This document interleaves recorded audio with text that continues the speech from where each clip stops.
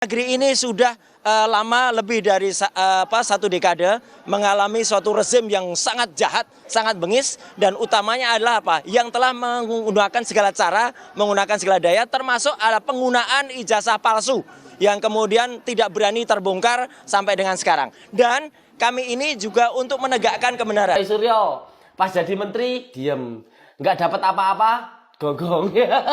Wah, bentar. Saya mau debat dulu abang ini.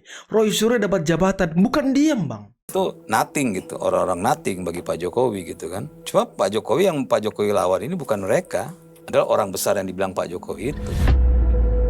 Harusnya para raja-rajanya harusnya perang juga. Kalau rajanya turun, Pak Jokowi turun. Serpihan-serpihan kayak Roy Suryo dan kawan-kawan ngapain? Jadi udah dipancing ke nama Pak Jokowi. Ya Ada iya. orang besar nih. Ya orang besarnya nggak berani turun. Nggak turun. Masih malu-malu kali. Pengecut.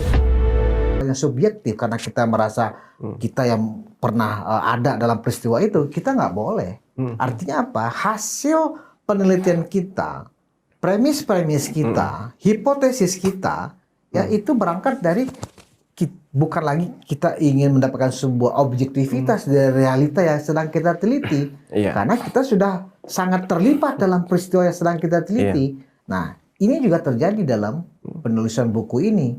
Mereka kan terbukti dari bukti-bukti yang disampaikan oleh Pak Jokowi. Peristiwa penghasutan, pencemaran terjadi dari Januari hingga April. Ya, artinya apa? Mereka sudah, itu kan ekspresi kebencian. Iya. Artinya ada subjektivitas di situ. Mereka menulis buku dan meluncurnya kemudian akhir Agustus. Mas Gibran, artinya mereka menyadari tokoh mereka tidak punya nilai jual. Itu aja.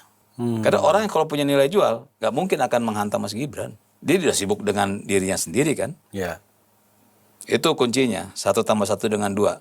Oke. Kalau ada partai, ada tokoh yang menghantam Mas Gibran, menghantam Pak Jokowi untuk melucuti popularitas Mas Gibran, artinya mereka mengakui tokoh-tokoh mereka adalah tokoh-tokoh yang tidak bisa dijual. Ini fix. Oke. Berarti kalau ada serangan itu, memang kan secara teori itu orang yang kuat yang selalu diserangkan. Memang itu, Orang memang. lemah ngapain? Diinjak aja udah jadi. Betul. Udah selesai. Tapi yang memang harus selalu digerogoti ya hanya orang-orang kuat. Betul.